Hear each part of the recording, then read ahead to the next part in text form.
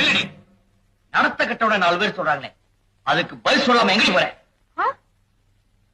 தீயில குளிக்கணுமா? தீ குளிக்க நான் தயாரா இல்ல.